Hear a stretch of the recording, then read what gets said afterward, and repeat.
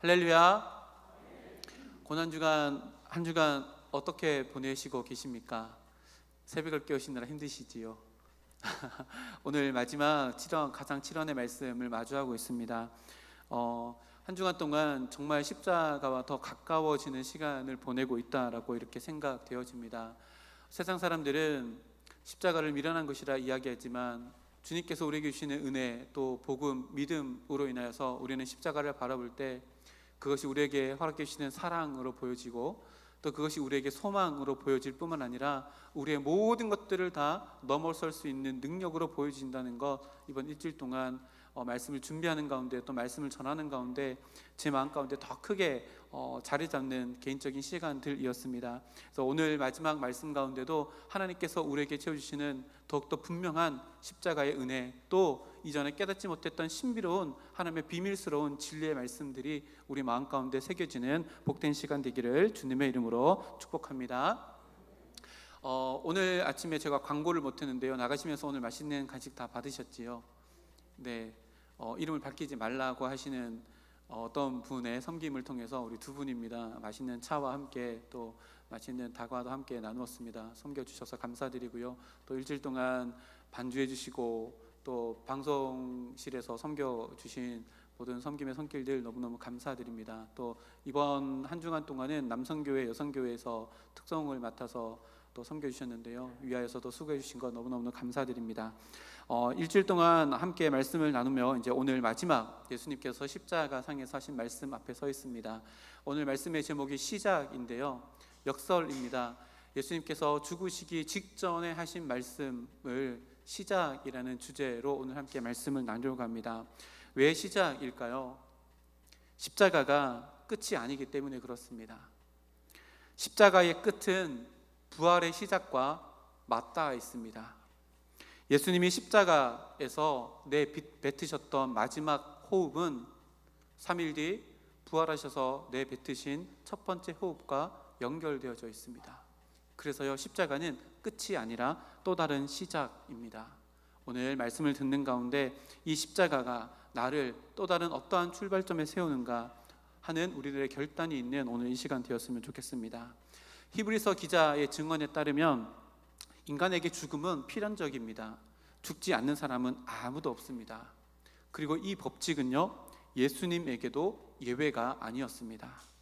십자가 위에 달리신 예수님은 모든 인류의 죄를 짊어지신 대속 제물로 인간을 대표하는 모습으로 십자가에서 죽으시고, 이것이 필연적인 법칙이 예수님에게도 그대로 적용되었습니다. 그런데 모든 사람이 다 필연적으로 맞이하는 보편적이고 평범한 이 한 사람의 죽음의 이야기가 사복음서에 굉장히 많은 분량으로 차지하고 있다는 것이 우리들에게는 특별하게 다가옵니다. 실제로요, 복음서를 장수를 따져보면 복음서 예수님의 공생의 기간 동안 하신 기록보다 예수님의 고난과 십자가 부활의 이야기가 더 많은 분량을 차지하고 있다는 것을 알게 되어집니다. 훨씬 더 많습니다. 예수님의 죽음이 절대로 평범하거나 보편적인 죽음이 아니라는 것을 성경이 우리들에게 말씀해 주고 있는 것입니다. 히브리서 기자는요, 이 놀라운 신비를 깨닫고 이렇게 우리들에게 증언합니다. 히브리서 2장 14절부터 18절 말씀인데요, 우리 앞에 화면을 보고 한 절씩 나누어서 읽도록 하겠습니다. 제가 먼저 14절 보겠습니다. 자녀들은 혈과 육에 속하였음에 그도 또한 같은 모양으로 혈과 육을 함께 지니심은 죽으심을 통하여 죽음의 세력을 잡은 자 곧 마귀를 멸하시며,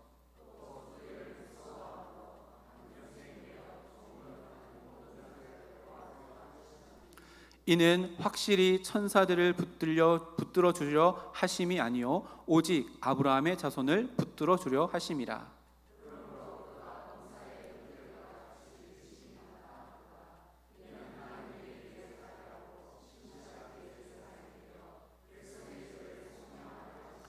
(18절) 함께 보겠습니다. 그가 시험을 받아 고난을 당하셨은즉 시험 받은 자들을 능히 도우실 수 있느니라. 아멘. 여기 보니까요, 죽기를 무서워함으로 한평생 매여 종로로 타는 모든 자들을 놓아주려 하심이다 라고 15절 말씀에 기록하고 있습니다. 인간에게 있어서 가장 두려운 것이 무엇일까요? 죽음입니다. 인간의 본능적으로 죽음을 두려워합니다. 그리고 이 죽음, 그리고 두려움이라고 하는 이 대상을요, 없이 하려고 하는 것이 인간의 본능입니다. 그래서 지난 주일날 우리 청년부 설교 때 이런 제목으로 청년부들과 함께 말씀을 나눴는데요, 무통의 시대에 고통으로 답하다. 예수님의 십자가가 바로 이런 것입니다. 모든 인간은요, 고통, 곧 죽음이라는 고통을 무통 없이 하기 위해서 인생을 살아갑니다. 그러나요, 무통을 만들려고 하는 모든 시도들, 성공해 보기도 하고요, 부자가 돼 보기도 하고 영향력을 가져보기도 합니다. 그러나 죽음을 이기는 인간의 시도는 우리의 인생 가운데 아무것도 없다는 것을 우리는 깨닫게 되어집니다. 무통의 삶을 살려는 모든 인간의 시도는요, 그 시도가 크면 클수록 허공을 치는 것과 같이 더 공허해질 뿐입니다. 잘 아는 사람이 있습니다. 진시황을 잘 아시지요? 이 사람은 권력을 다 가지고 있었고 부도 다 가지고 있었습니다. 마치 성경에 기록된 솔로몬과 같이 모든 것들을 다 누려본 사람입니다. 이 진시황은요, 그 모든 것들을 영원토록 누리기 위해서 사신들을 보내서 불로초를 찾아오도록 시킵니다. 사실은 정확히 말하면 시킨 것이 아니라 그 사신이 찾아와서 불로초를 찾아오겠습니다 라고 하고 왕의 돈을 들고 출발을 했지요. 우리나라에도 왔다고 합니다. 거기가 제주도라고 하는데요, 제가 영상을 찾아보고 자료를 찾아봤더니 서불이라는 사람인데, 사신인데, 이 서불이라는 사신이 제주도의 한라산에도 올라가 보고 유명한 곳을 다 뒤져서 불로초를 찾아다녔다고 합니다. 정방폭포 다 가보셨나요? 거기에 보면 정방폭포에 자기가 다녀갔다라고 하는 글귀도 한자로 써 놓았다라고 합니다. 중요한 것은요, 이 진시 황제가 죽었다는 데 있습니다. 진시 황이 어떻게 죽었을까요? 전국을 시찰하면서 돌아다니다가 과로와 폭염 속에서 죽었다고 합니다. 비참한 죽음이지요. 그때가 50대였다고 합니다. 죽음 이후에도 그 밑에 있었던 간신들이 모의를 해서 진시황의 죽음을 은폐합니다. 그리고 자신들에게 유리한 입장을 만들기 위해서 진시황이 남겨놓았던 유서도 조작한다고 합니다. 그래서 조작된 유서를 아들에게 보내고 그 아들은 그 유서를 보고 자살하게 되어진다고 합니다. 그리고 사찰하는 동안 죽었기 때문에 왕궁으로 돌아가야 하는데, 돌아갈 때 그 시체를 숨기기 위해서 썩은 물고기 통 안에 시체 냄새를 숨기며 들어갔다고 합니다.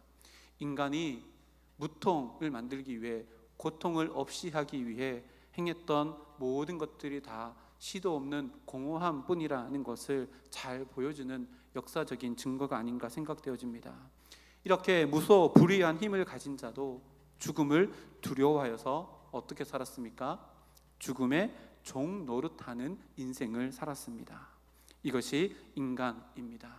그런데요, 예수님의 십자가의 죽음은 우리를 그 죽음의 종 노릇하는 데에서 놓아주는 능력이라고 히브리서 기자가 선포합니다.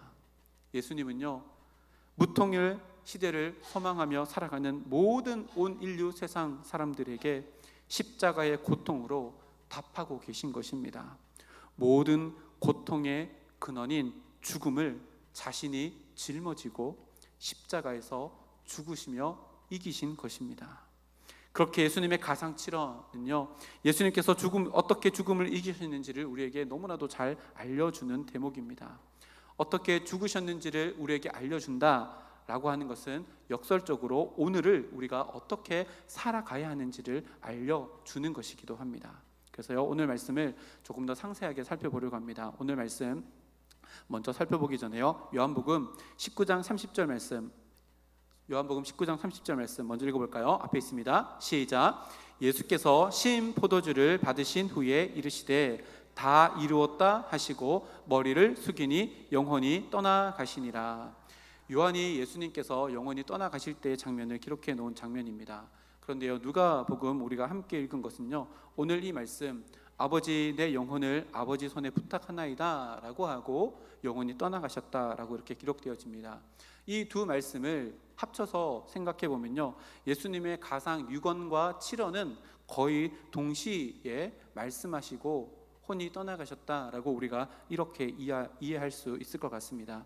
즉 예수님은 구원의 모든 그림이 완성되고 난 이후 다 이루었다 선포하시고 사명을 다 마치신 후에 자신의 영혼을 아버지께 맡깁니다 라고 하고 기도하고 돌아가셨다는 것을 의미합니다.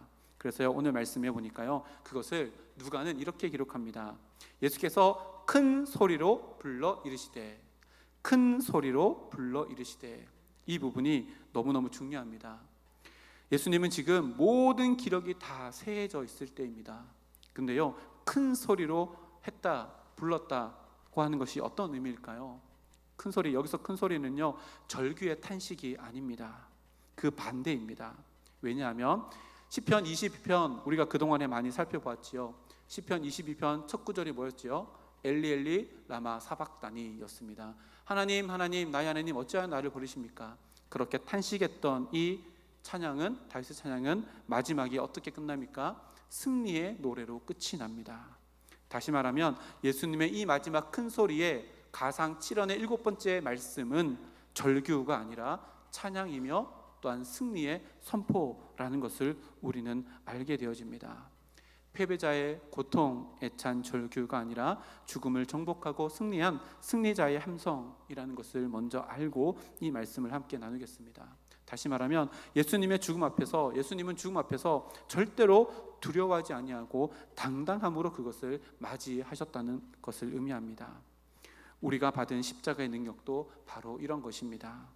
죽음 앞에서의 당당함, 무통을 소망하는 것이 아니라 고통 앞에서의 당당함, 이것이 바로 주님께서 십자가로부터 우리에게 주시는 하나님의 능력인 것입니다. 이런 능력을 우리에게 보여준 한 사람이 있습니다. 그 사람은 스데반입니다. 스데반은요, 성경에 이렇게 기록합니다. 사도행전 6장 15절 말씀에 공회 중에 앉은 사람들이 다 스데반을 주목하여 보니 그 얼굴이 천사의 얼굴과 같았더라. 스데반이 왜 공회 앞에 있을까요? 재판을 받고 있습니다. 어떤 재판일까요? 돌로 쳐 죽이는 사형 선고가 나는 재판 가운데 있습니다. 근데 스데반의 얼굴이 천사와 같았다라고 성경이 기록하는데요, 이 천사와 같았다라고 하는 표현은 예수 믿는 사람들이 아니라 공회원들, 다시 말하면 예수님을 십자가에 못 박은 자들의 표현입니다. 여러분, 천사의 얼굴이 어떤 얼굴일까요? 천사의 얼굴이 어떤 얼굴일까요?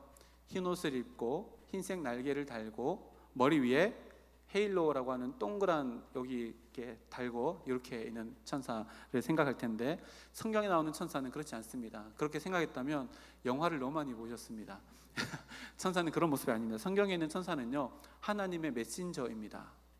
하나님께서 보내시는 위임장을 가지고 이 땅 가운데 와서 하나님의 불변한 말씀을 전하는 존재가 천사입니다.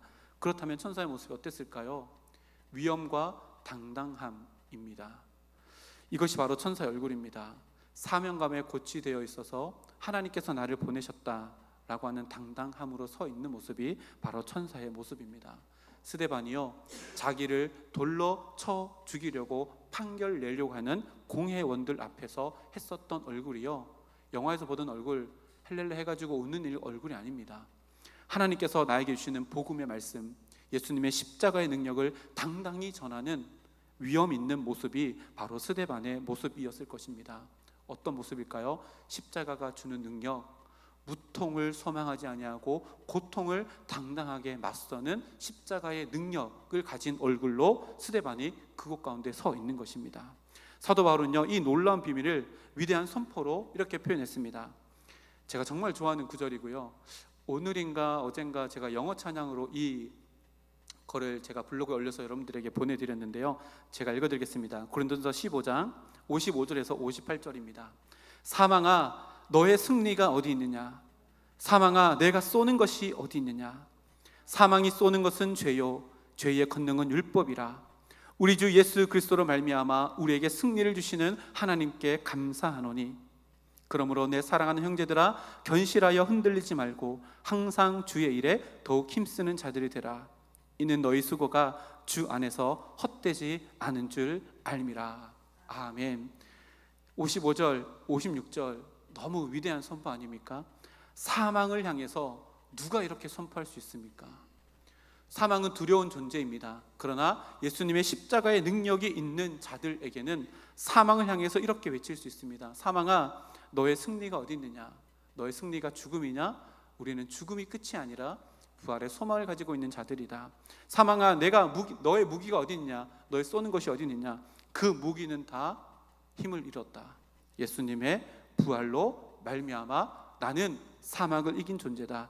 이렇게 선포할 수 있는 자는 오직 예수님의 십자가의 능력을 덧입은 우리들임을 예수님께서 마지막 이 외침을 통해 우리들에게 가르쳐 줍니다. 예수님께서요, 십자가 위에서 마지막으로 외친 이 가상 7번째 말씀은요, 이런 느낌입니다. 예수님은 사망을 이기신 승리의 외침으로 이 마지막 말씀을 우리에게, 아니요, 온 인류에게 남기시고 계십니다.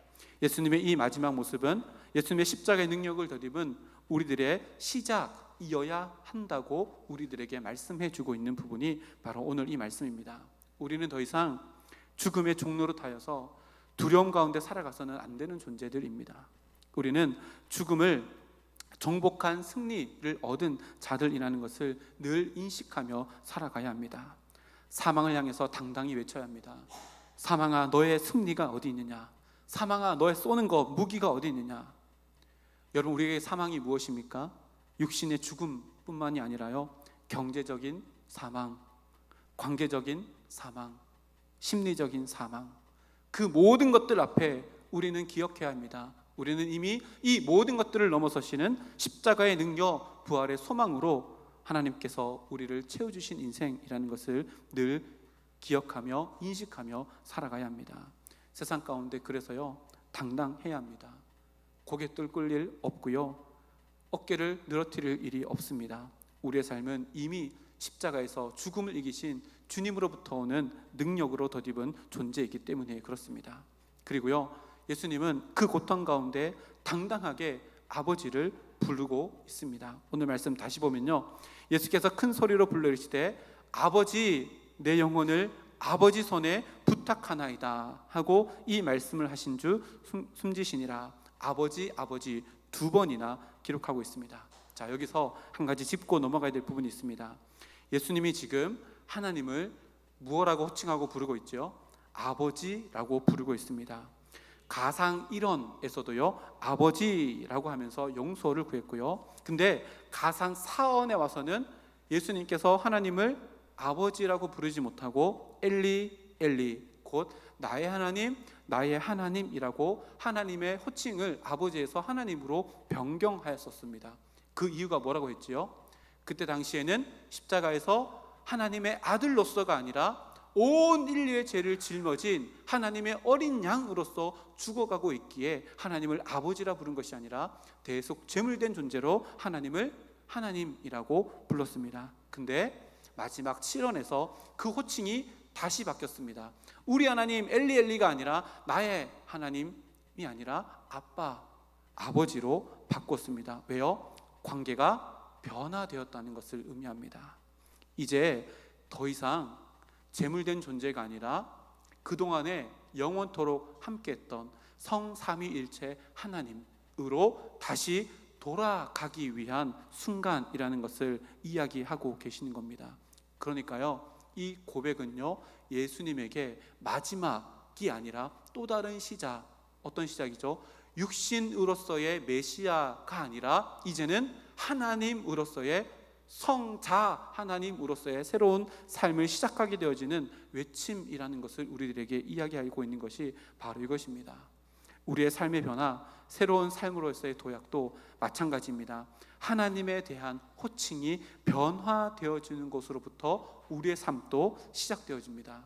이 놀라운 비밀을 깨달았던 사도 바울은 갈라디아서에서 이렇게 기록합니다. 갈라디아서 4장 4절에서 7절 말씀인데요, 때가 참에 하나님이 그 아들을 보내사 여자에게서 나게 하시고 율법 아래 나게 하신 것은 율법 아래 있는 자들을 속량하시고 우리로 아들의 명분을 얻게 하려 하심이라. 우리 6절 7절 말씀 앞에 화면 보고 같이 읽겠습니다. 너희가 아들임으로 하나님이 그 아들의 영을 우리 마음 가운데 보내사 아빠 아버지라 부르게 하셨느니라. 그러므로 내가 이후로는 종이 아니요 아들이니 아들이면 하나님으로 말미암아 유업을 받을 자니라. 아멘. 사도 바울은요 갈라디아 교인들에게 이야기합니다. 이제 너희들 하나님을 부르는 호칭이 바뀌었다. 너희들은 이제 종이 아니라 하나님의 아들이기에 아빠, 아버지라고 불러라. 여러분, 호칭의 변화는 어떤 변화를 동반합니까? 삶의 태도의 변화를 동반합니다. 호칭의 변화는 반드시 삶의 태도의 변화를 동반합니다. 우리가 하나님을 아빠, 아버지라고 부른다면 우리의 삶 가운데도 새로운 호칭에 걸맞는 새로운 삶이 요구되어진다는 것을 우리는 깨달아 알아야 한다는 것입니다. 하나님을 아버지라고 부를 수 있는 신분에 걸맞는 인생을 우리들에게 요구한다는 것입니다. 그래서 로마서 8장 15절에서 18절 말씀 제가 읽어드리겠습니다. 너희는 다시 무서워하는 종의 영을 받지 아니하고 양자 영을 받았으므로 우리가 아빠 아버지라고 부르짖느니라. 성령이 친히 우리의 영과 더불어 우리가 하나님의 자녀인 것을 증언하시나니 자녀이면 또한 상속자요 곧 하나님의 상속자요 그리스도와 함께한 상속자니 우리가 그와 함께 영광을 받기 위하여 고난도 함께 받아야 할 것이니라. 생각하건대 형제의 고난은 장차 우리에게 나타날 영광과 비교할 수 없도다. 아멘. 예수님의 십자가 마지막에서 외치신 이 외침을 통해 우리는요 고난에 대한 새로운 시각을 가질 수 있습니다. 하나님의 아들에게 고난은요 당당하게 맞서 이겨낼 수 있고 그 고난을 통해 하나님의 상속자의 역할들을 감당해낼 수 있는 기회가 바로 우리에게 다가오는 고난이라는 것을 성경을 통해서 우리들에게 말씀합니다. 하나님을 아버지라고 부르는 인생은 하나님의 영광을 위해서 받아야 할 고난을 두려워하지 않는 자들의 인생을 가리킵니다. 무통을 소망하는 인생이 아닙니다. 고통 가운데도 하나님의 영광을 위하는 하나님의 아들로서의 신분에 걸맞는 인생을 살기 위해 하나님께 엎드려야 되는 것이 우리의 삶이라고 예수님은 십자가 위에서 우리들에게 보여줍니다. 그런 의미에서 예수님은 십자가 위에서 마지막으로 큰 소리로 승리를 선포하며 우리들의 심령 가운데 너희들이 살아가야 될 삶이 바로 이런 삶이다 라고 하며 우리들을 십자가의 길로 초청합니다.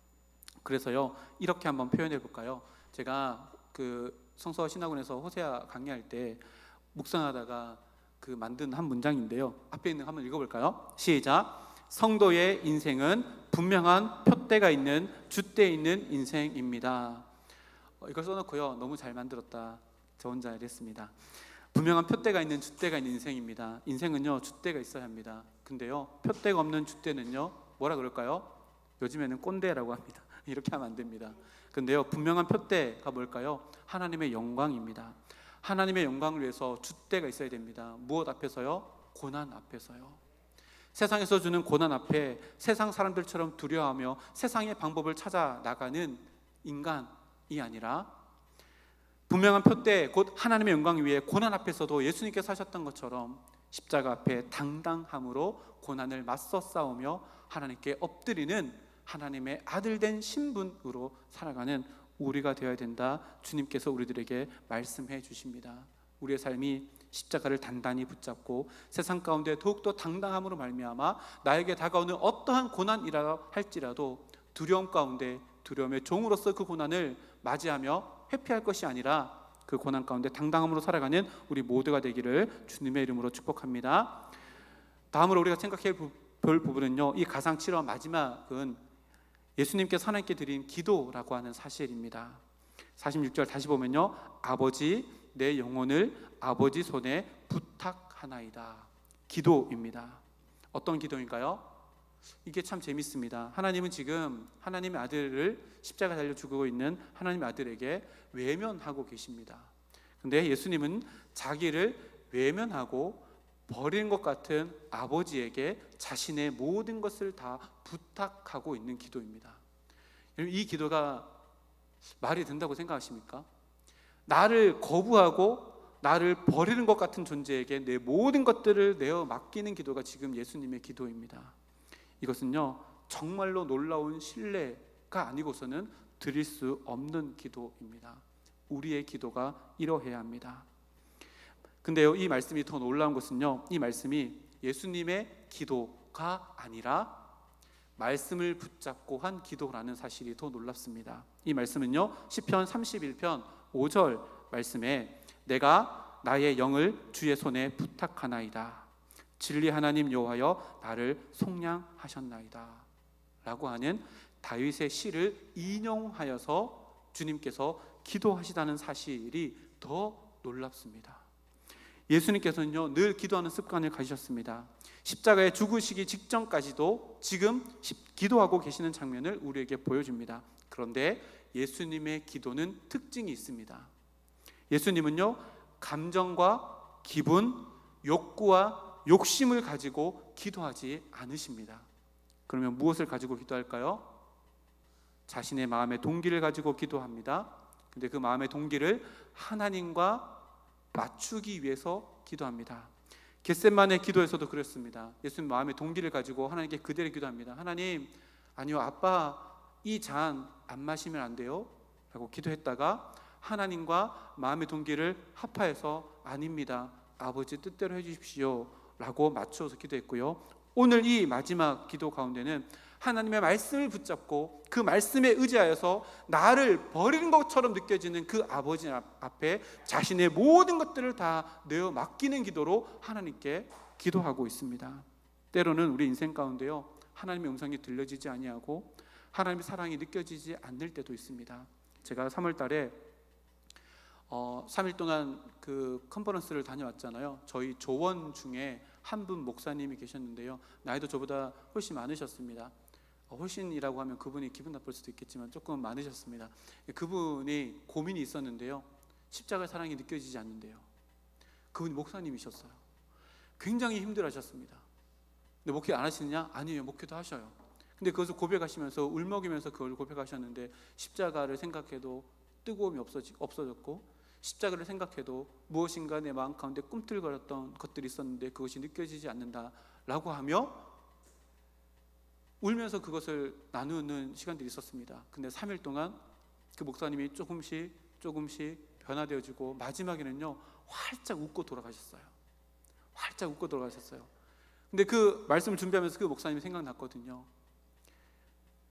그 목사님에게 한 8년이라고 제가 들었던 것 같은데 8년 동안 이런 마음들이 있었는데요, 그 시간 동안 아무리 울부짖어도 마음 가운데 감동도 없고, 아무리 울부짖어도 내 마음 가운데 하나님의 음성이 들려지지 않는 것 같은 암흑과도 같은 시간을 보냈는데도 불구하고 지금 그 목사님이 어디 와 계시죠?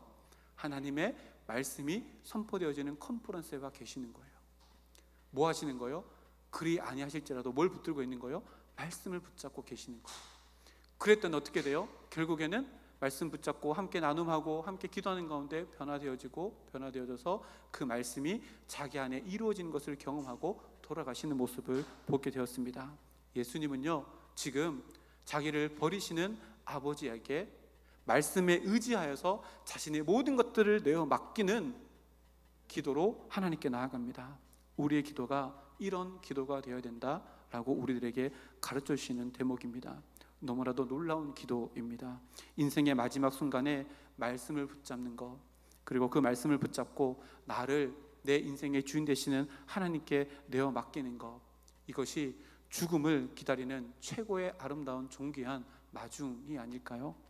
예수님은 죽음을 말씀을 붙잡음으로, 그 말씀으로 기도함으로 죽음을 마중하였고 하나님께 자신의 영혼을 의탁하였습니다.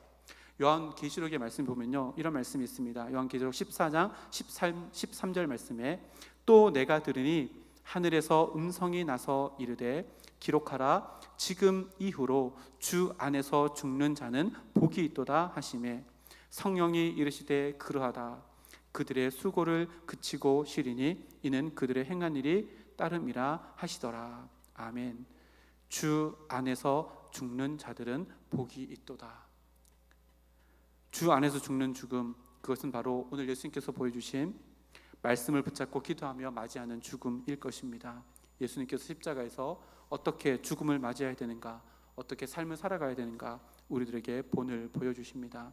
계속해서 살펴볼 것은요, 웰다잉이라고 하는 말 많이 들어보셨지요? 웰빙이라는 말이 한참 유행하다가 요즘에는 웰다잉이라는 말이 많이 유행합니다. 그래서 제가 궁금해서요, 인터넷에 교보문고에 들어가서 웰다잉이라고 검색을 했더니 114개의 책이 나오더라고요. 어마어마한 책이 나오더라고요.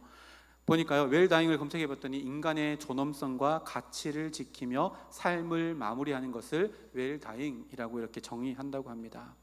세상 사람들도 죽음에 관심이 많다는 이야기입니다. 왜 관심이 많을까요? 죽음이 두렵기 때문에 그렇습니다. 그러나 그 해답은요, 그 100권이 넘는 책 안에 있는 것이 아니라 예수님께서 죽으실 때 하셨던 이 마지막 말씀, 가상 7원의 말씀 안에 담겨져 있습니다.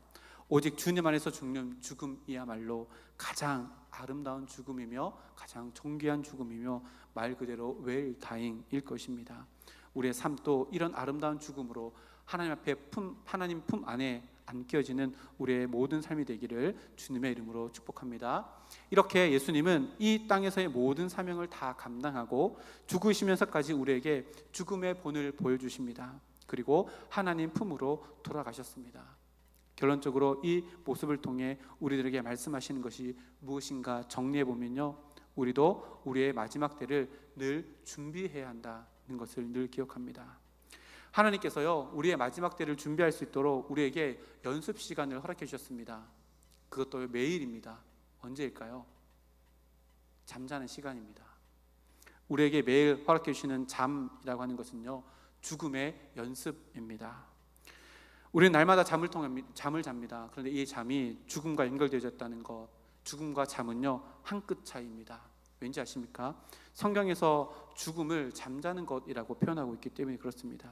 요한복음 11장 11절, 이 말씀을 하신 후에 또 이르시되 우리 친구 나사로가 잠들었도다. 그러나 내가 깨우러 가노라 라고 이렇게 이야기하며 나사로가 죽은 것을 잠들었다라고 이렇게 표현합니다.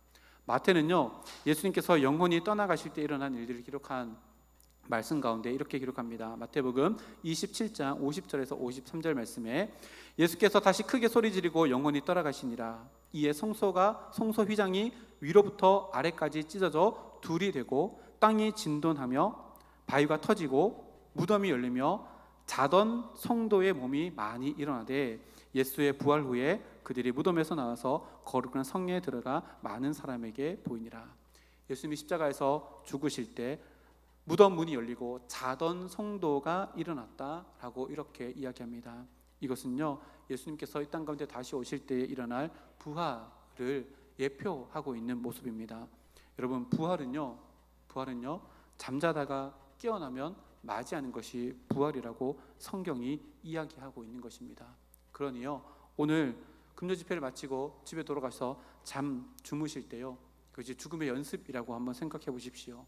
그럼 하루가 완전히 달라질 겁니다. 오늘이 마지막이라면. 오늘 눈을 감았다가 내일 눈 뜬다고 장담할 수 있는 분 있으십니까? 아무도 없으시잖아요. 조금 슬픈 이야기인데요, 제가 아는 1살 적은 동생이 한 명 있습니다. 장신대에 다녔던 친구인데요, 이 친구가 전임 사역을 할 때 뭐 이것저것 사역을 하고 월요일만 되면 그 안수 집사님들과 함께하는 농구 클럽 팀이 있어가지고 아침에 농구 클럽을 하고 뭐 이렇게 하는 게 있었습니다. 그날 굉장히 피곤했는데 농구 클럽을 가지 않을 수가 없어서 농구 클럽에 가서 한참 농구를 하다가 심장마비가 왔습니다. 쓰러졌습니다. 심폐소생술을 했습니다. 119가 도착했고 병원에 갔습니다. 지금 천국에 있습니다. 제가보다 1살 적을 때고요, 그 친구가 30 몇 살 때입니다. 그때 첫째가 7개월인가 그랬습니다. 여러분, 우리의 잠이 죽음의 연습이라고 생각하면요, 하루에 잠자리 들기 전에 여러분 무엇 하십니까? 샤워를 하지요, 양치도 합니다.